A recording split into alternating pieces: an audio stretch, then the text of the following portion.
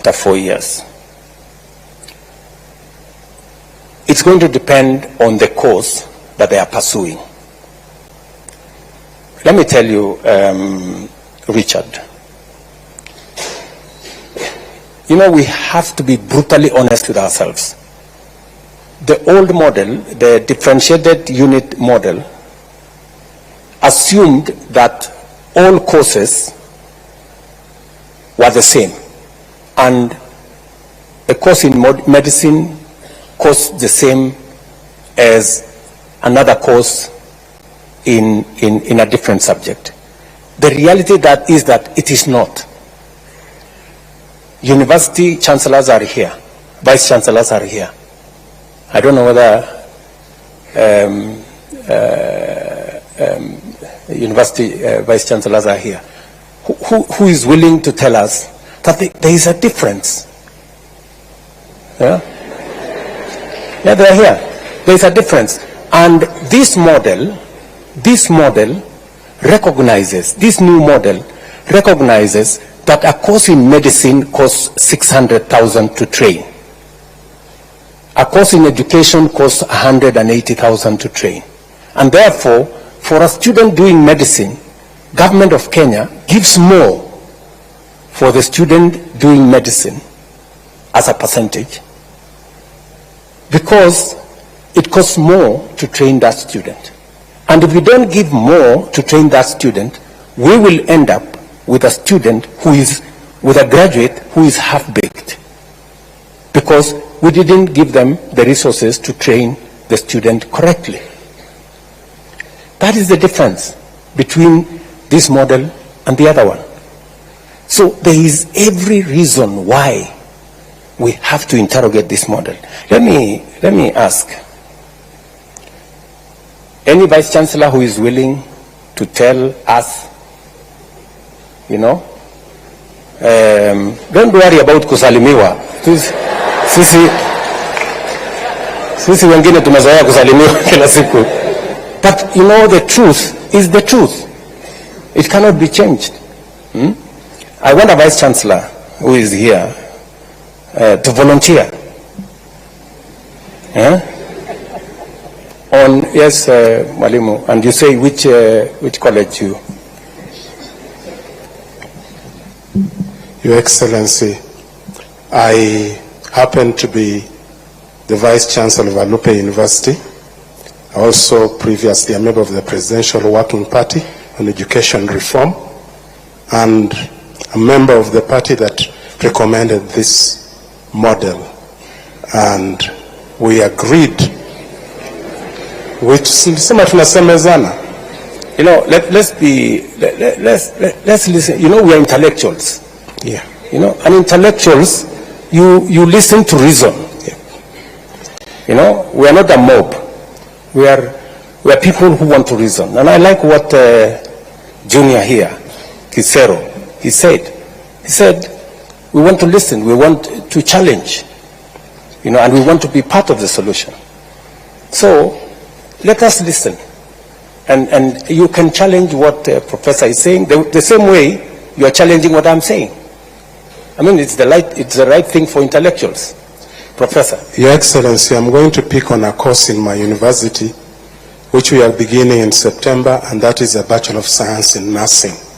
A Bachelor of Science in Nursing, in preparation for that program, we've had to spend almost 3.8 million to prepare equipment for nursing, even before we start.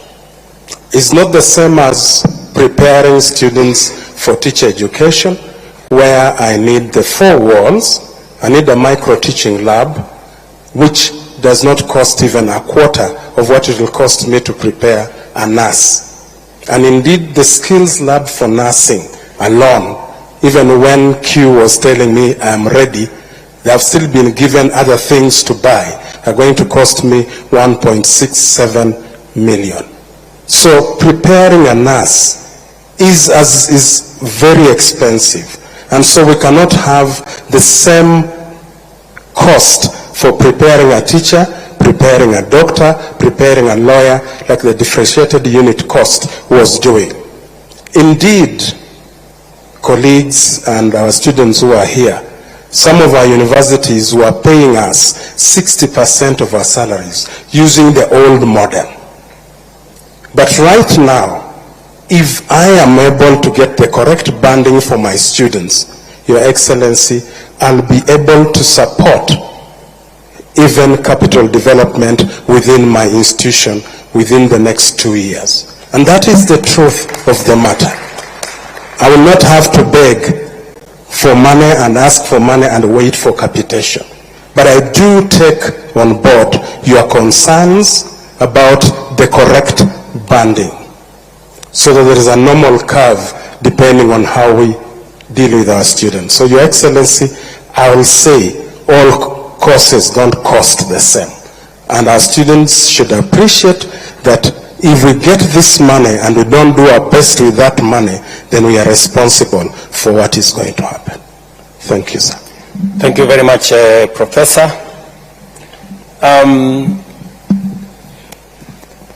Richard also said maybe there is a problem with the mode of implementation. Maybe there are good ideas, but there is a problem with the mode of implementation. Richard, let me take you back a bit, if you allow me. I have had occasion to sort out 2 other problems like this one in our education sector. When I became Minister for Higher Education, for 19 years, students had to wait for 2 years before you can join university. And nobody wanted to sort it out because it was difficult. Every minister dodged, danced around it, because people don't want to solve problems. It is easy to color problems. Oh, we have a big problem. Talk about the problem. Explain the problem. So, but it's difficult. It's okay for people to talk about the problems. I see many people. There is this problem. The students are being placed in the wrong band. This model is not good. But I have tremendous respect for the people who have ideas on how to solve the problem, on how to come up with solutions. Yeah? So, I sorted out the problem of university students having to wait for 2 years. It was difficult. I was called names. People said I was going to destroy the education system. But we were incurring huge losses. A student finishing Form 4 and waiting for 2 years, many of them, by the time they were going to university, many of them had dropped out, others had gone to pursue other things, some of the girls had gotten pregnant, and it was just chaos. So I took it upon myself and drove a program that eventually, in 1.5 years, we sorted out the problem. Number 2, we had a big issue, a big conversation, as I told you earlier, about education and the absence of technical education in our system. I took it upon myself, and I am very proud today that from 30,000 students in our TVET, we today have 700,000 students, and we don't have a skills gap that existed before. Again, it took a lot of courage. This too is one such challenge. I'm asking you guys, let us solve it together, the way Junior here said. And we can do it together. We can do it. So,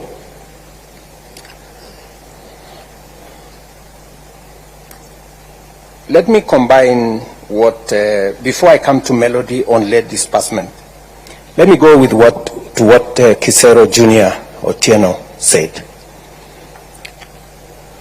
He said, what was wrong with the old model? Yeah? Number one. Number two, why don't we amend the old model? Yeah? And number three, why don't we do it together? Junior, let me call you that. You're so right. I will tell you what was wrong with the old model. And then I will tell you what we are doing with the new model and how we can do it together. I don't know even whether it is me to say what was wrong with the old model. The old model was almost destroying our education. Because, number one, it assumed that all the courses were the same. Number one. It also assumed that government had the money to pay 80% for everybody, when it did not. And the results were disastrous. Scott Theological College, a university, closed down because of the old model. Many universities here, when I came into office, because of the old model, 23 out of 40 public universities were bankrupt. And if you are going to a university that is bankrupt, explain to me what kind of education you are going to get from a university that is bankrupt. Friends. And are there university chancellors here, vice chancellors here who know how serious that is? What was the situation? Yeah? Are they here? Vice chancellors, say many. You know, if the old model was working, tell these students the old model was good, and you know, let's go back to the old model. Yeah. So the vice chancellors are here. Any vice chancellor want to tell us? Yes. Who? This lady here, or? Oh yeah, here from Embu University. Yeah. Thank you very much, Your Excellency. I want to say that, indeed, as you've said, the old model was killing our universities. And I stand here on behalf of all the universities because I'm the chairman of the Vice Chancellor's Forum, and therefore I can talk on that mandate. And I would want to say, as of June 2023, 23 out of the 40 universities were technically insolvent. And the round one of this model, which we just started last year, has been able to get many of those universities out of that pit. And we have done simulations, and we have seen in 3 years' time, in 3 to 4 years' time, all the universities will have a turnaround, and we all stop being insolvent. And therefore, I want to say, as Vice Chancellors, Your Excellency, we support this model because it's a model that we see is going to turn us around. For example, I would want to say University of Embu is one of those that would have been otherwise technically insolvent. In fact, in that list, I'm number 17. But I can say, as of now, we are in the positive. And it's only one round. We owned our lecturers. Because of the old model, when we raised the CMBAs, we could not be able to pay the new salaries. And we owned our lecturers and our staff members arrears for 2 years. And because of this new model, last June, May and June, we were able to pay those arrears for 2 years. So right now, University of Embu is clean. We owe nobody nothing. So it's a model, Your Excellency, we want to support, because you could draw a line, and we would have told you when all the universities will be technically insolvent in this country. But we know now that there is a turnaround, and we are going to get out of there. Thank you, Your Excellency.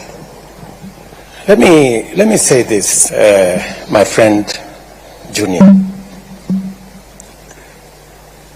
The model, the student-centered model, is actually an improvement.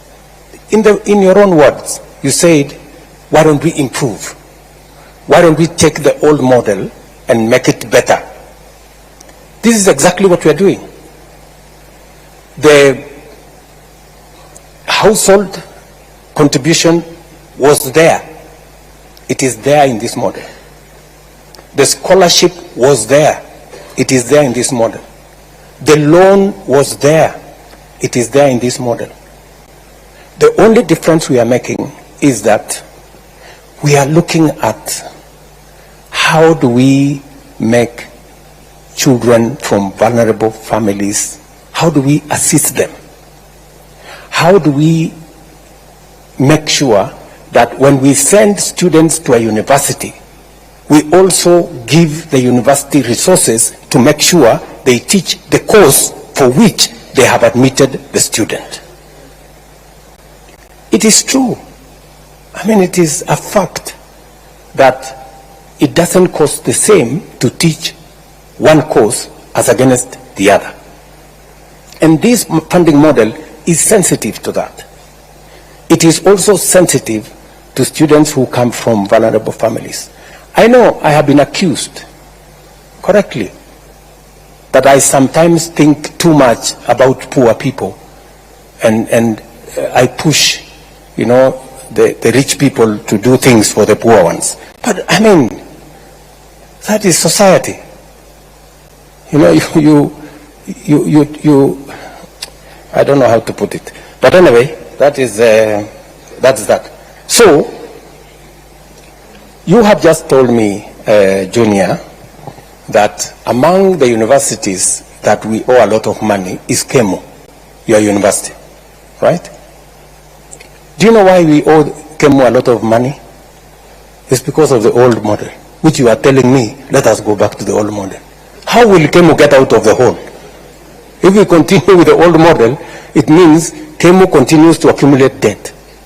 You know, friend, let us deal with this as openly, as transparently as possible. You know, the vice chancellors who are sitting here are not madmen and women. You know, for them to agree for us to work with this model. They've seen what happens with the old model. They participated. We worked with them.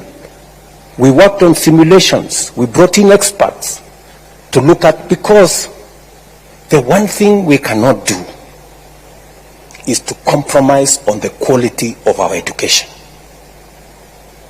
The old model is compromising on the quality of our education, because if lecturers are not paid, if material is not available to train our doctors, if workshops are not working to train our engineers, we will end up with the wrong engineers, we will end up with the wrong doctors, we will end up with the wrong teachers, and we will destroy our country. It will be very reckless of us. It will be very irresponsible of us. Me as president, these vice chancellors as managers of our universities, you as students, for us to accept to walk a path that leads to the destruction of our country and our education, for that matter. Melody has said, Njeri has said, late disbursement. I agree with you. That is part of what brought us to this very unfortunate situation. The reason why we put together this new funding model is so that we are clear on what our requirements are. And I have made a deliberate decision that I'm going to invest more money in education. Because if we don't get education right, we will get nothing right. Because everything will go wrong. And I don't want to throw money at a problem. I want us to invest money in a plan that is well thought out, because I would have just decided to put money. But you put money in a model that's not working, you don't solve nothing. It is the reason why I invested a lot of time, I brought in a lot of professionals, and I am willing, just the same way, Junior, you said, bring forward ideas. Let us look at this model again. If there is any improvements we can make, if the student body can come up with improvements, let us subject it to scientific evidence, and let us see how we can improve it. The improvement is what we are doing. We are improving on the model that was, to make it better.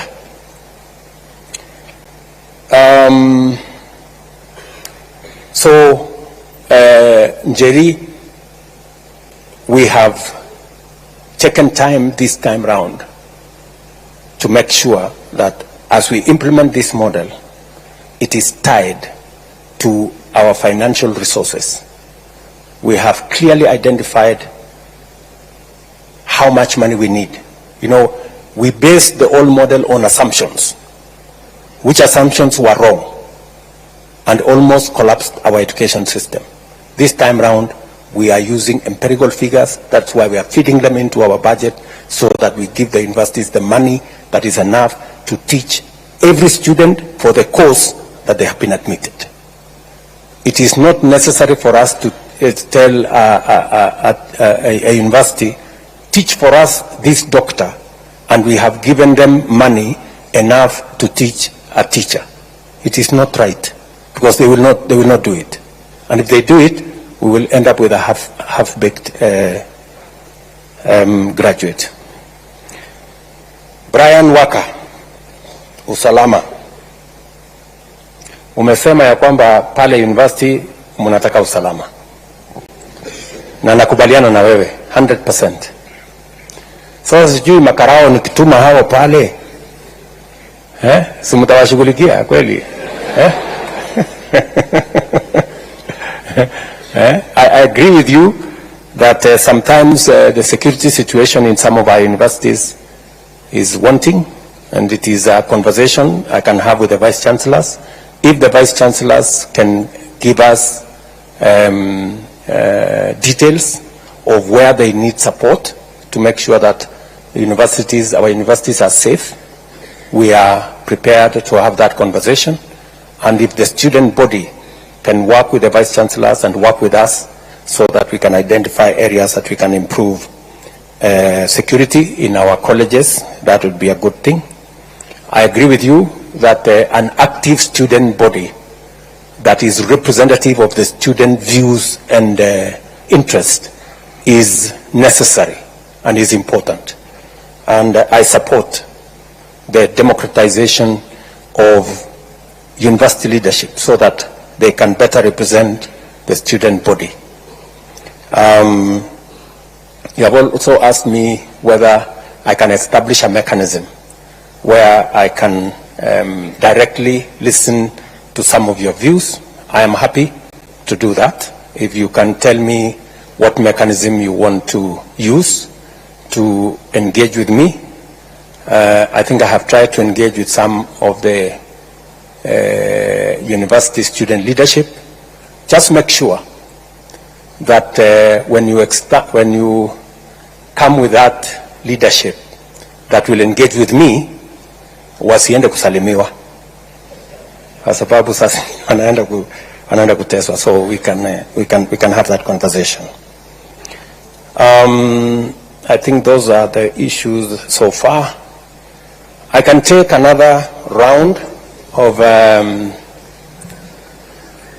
think the lady here is, or there is a gentleman there, maybe.